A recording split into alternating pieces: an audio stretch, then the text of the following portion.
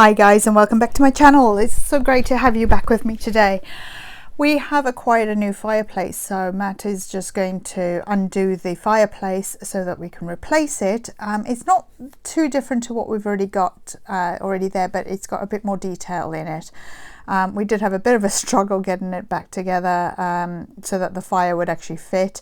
It's not the most attractive thing. It does the job, but this one is actually quite badly damaged, even though you can't see it too well on camera. So it was a nice job that we had to do, just to give it a slight upgrade, although not change it, because the fireplace actually matches with the wall unit and the table and everything else, and we will upgrade at a later date the entire living room. But this is, as I say, our very busy room, our playroom, our dining room, our do everything room.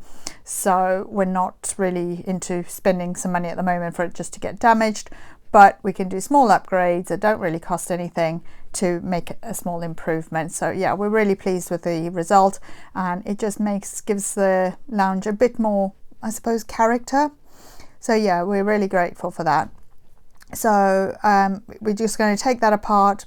I've cleaned up the other one, which is already outside, and then we're going to put it in and replace it. So I'd love you to come along with me and see the slight upgrade that we're going to do, and yeah, enjoy the video.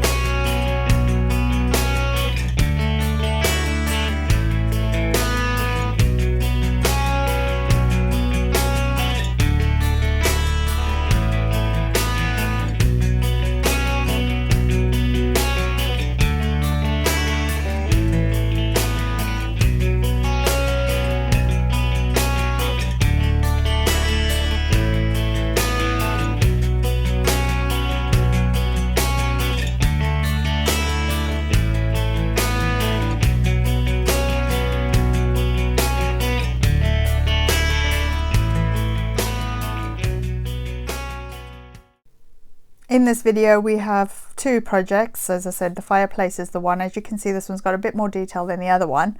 And the next project that you will see is the dishwasher sprung a leak. We don't know where, we don't know how, but it seems to have resolved itself. But we've got a little plinth of wood underneath the dishwasher because the floor's ever so slightly uneven, so we decided to wrap that, and you'll see this later in the video, how it's wrapped and how it turned out. Also a snippet into e-cloths, how good they are and why I keep raving about them. You will see just how easy it removes some sticky mess.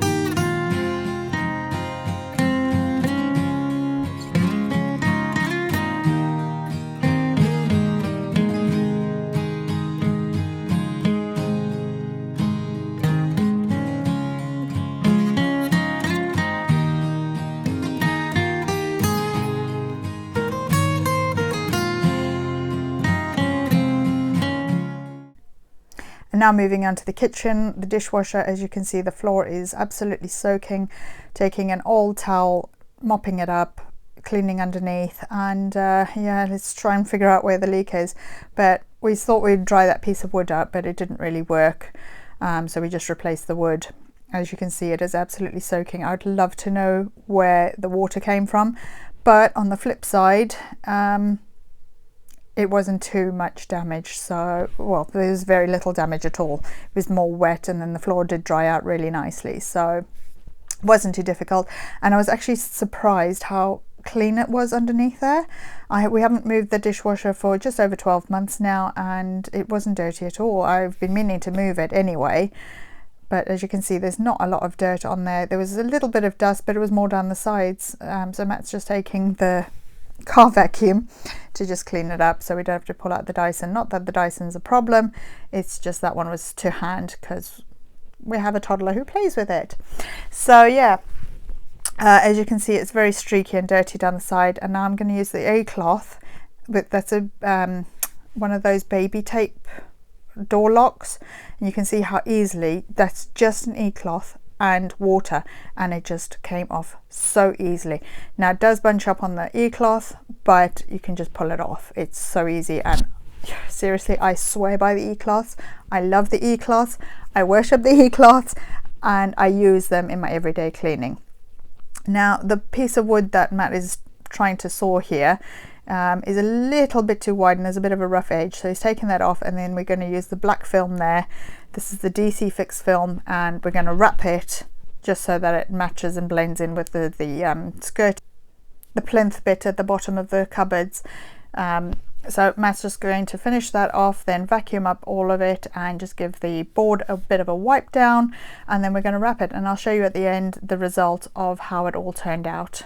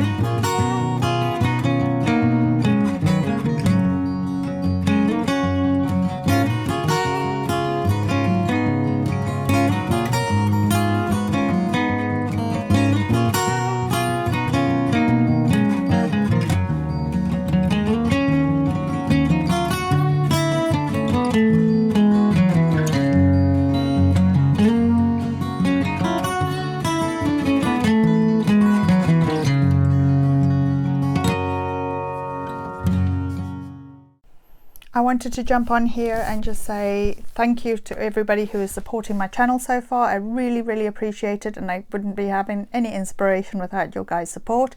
So I just wanted to say thank you so much for that. If you're new, please like and subscribe to my channel, share my channel so we can get growing. I post a video every Monday and Sunday at 10 AM with loads of cleaning inspiration, some cooking, some cleaning. I predominantly use e-cloths. I love my e-cloths, but I'm wanting to try out this new, well, it's new to me. It's the Elbowgrease oven cleaner. I've never used a product where you clean the oven with a bag before, so this is going to be a first for me. I prefer to scrub them. So here's just a bit of do's and don'ts. It is obviously corrosive, it does burn, but I want to clean my oven. So I'm going to use this for the first time. As I said, it's the Elbowgrease brand. I do like the Elbowgrease spray, but I've never used the oven cleaner. I've never seen it. It was only $1.99 in B&M, but let's give it a shot. As you can see, my oven isn't too dirty. This is the before shot. I've obviously got bits that fall down between the door, which is fine. I can vacuum that up. That's a 2-second job, but you can see my oven's not that dirty. I do clean it probably once every 3 months, scrub it with, I usually use Astonish paste and either my drill or a good scourer, or like a Brillo pad. But I just turned the light on this, you can see inside it's not actually that bad, but you'll be amazed at what it looks like at the end. So shall we get into it? First things first, you must put gloves on because, as I said earlier, this is corrosive and it will burn. There is obviously very clear warnings on the box. Please read the instructions before you attempt any product usage. I have read the instructions. A massive bag, I was really impressed with that, and then a bottle of elbow grease and some gloves, and nothing else left in the box. The first thing you need to do is put the racks into the bag, which is what I'm doing here, but me being me, I couldn't get it in first time, but yes, they did fit. I put 2 in. I could have probably put the 3 in. I've got a tray at the bottom of my oven, which I don't really grill on. It's like a grill tray, but I use that for sort of catching the drips. I do try and keep that clean, but I'm not really bothered if it looks untidy or anything. But I did put that in the solution the next day.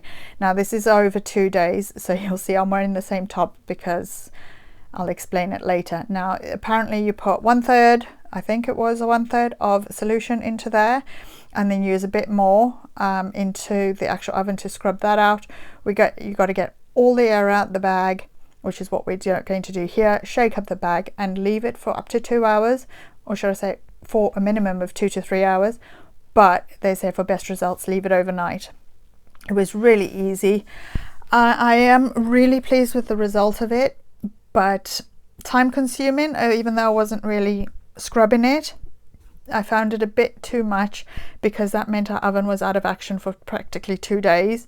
We did this about 7 o'clock at night, and then the next day obviously I put them in the dishwasher to get them all sparkly, but you can see the dirt already just coming off of the racks, just leaving it there. I'm just checking the instructions on the box and anything else I need to do, and then using some of the leftover solution to scrub out the inside of my oven.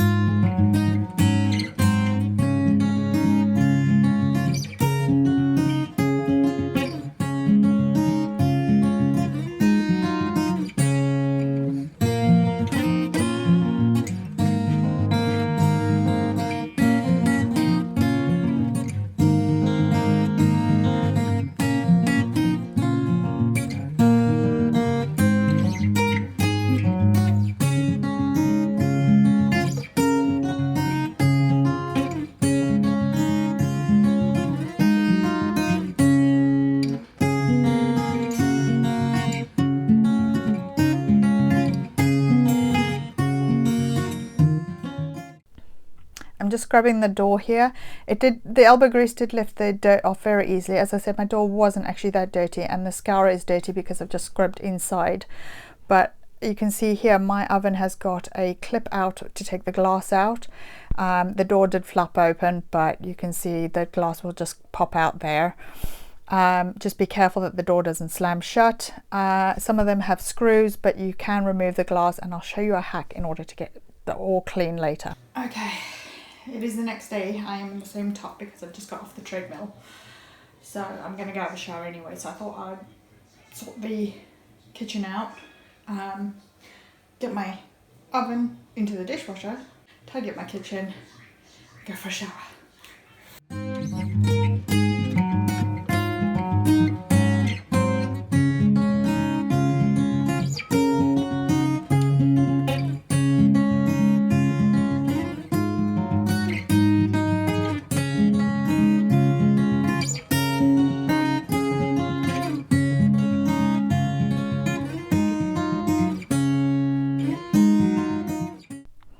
as you can see, the end result, oh look at that in the bag, and I thought my oven was clean.